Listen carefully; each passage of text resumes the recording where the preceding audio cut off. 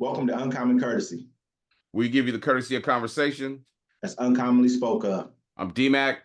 I'm Wesley. And this is the show. So I want to start off with this article I found here. It's saying ATF urged to back away from gun grab threat.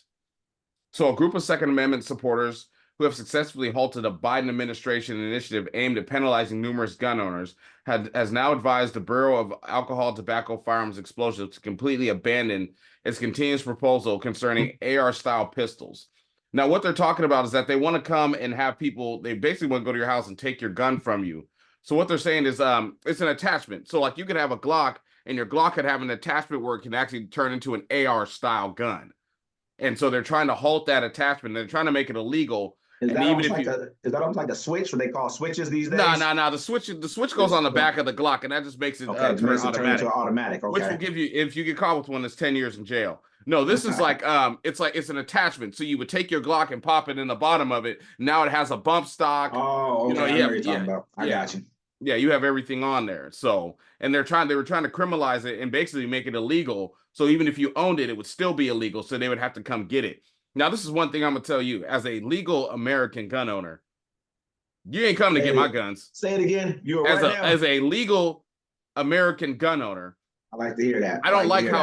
First of all, I don't like how we're being attacked, because one guy goes out, he's crazy. Look, you can't stop crazy. All right. So why are you blaming all the people that own the guns, and we're law-abiding citizens? It's our Second Amendment right, but we're always constantly under attack because of criminals. Criminals are going to get guns.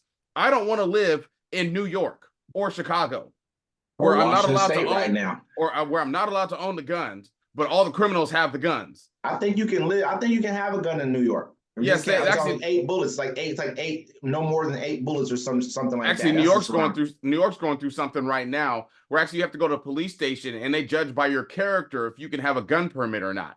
They don't check your background really. They just they just think about it like, I don't think this person deserves to have a gun. And they're trying to revoke that right now because it's stupid. But in New York, you get caught with a pistol, you got to go do 2 years. They just had a gentleman, I don't know if I had the article, he picked up gunsmithing. So he was ordering the pieces and he's putting guns together in his apartment. Gunsmithing, huh? And so they gave him gunsmithing. That's what it is. It's when you buy the gun, you put it together yourself. And he was just hooked on it. It was a black dude, but they gave him 10 years for doing that.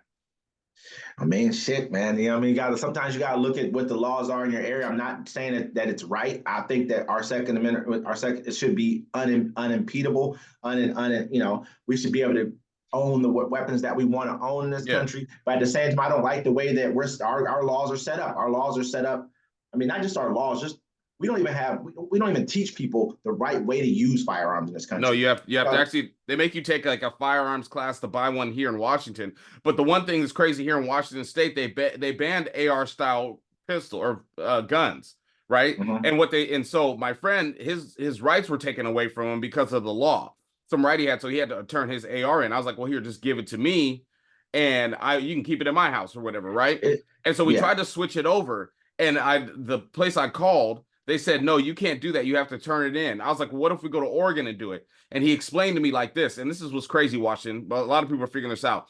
If you have a Washington State ID, you can't even leave the state and go purchase an AR-style pistol or AR-style gun at all.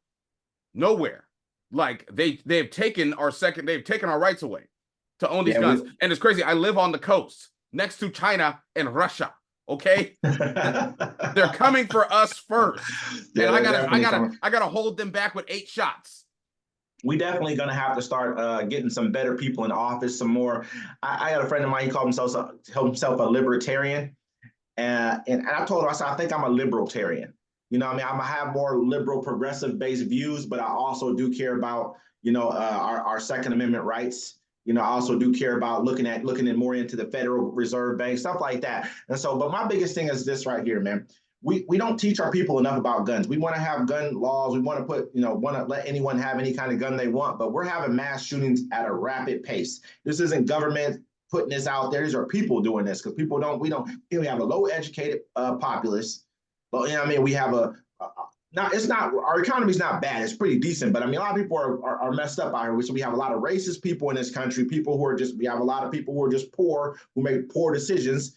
people who are not really bred very well as far as like what their parent, and as far as their parenting, not saying that, and it's just, it's a problem.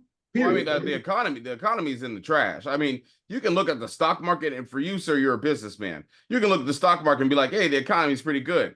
And a shopper could go to the store and see my deodorant's $8 and realize something bad is happening. Let's stop that. The only people who ever used the stock market as a barometer were Republicans. Then all of a sudden, people study, then all of a sudden, these were the rich Republicans who used it before. And then all of a sudden, your middle class Republicans, people who want to be Republicans, started using it when Trump got in office as a barometer of how well the economy was doing. Look at the stock prices are high. They didn't care about that shit before, but all of a sudden Trump's in office, it became a thing. The stock price is at an all-time high, rather than looking at the real economy and how we really are. So it's not, I don't use that as a barometer of how well the economy is doing.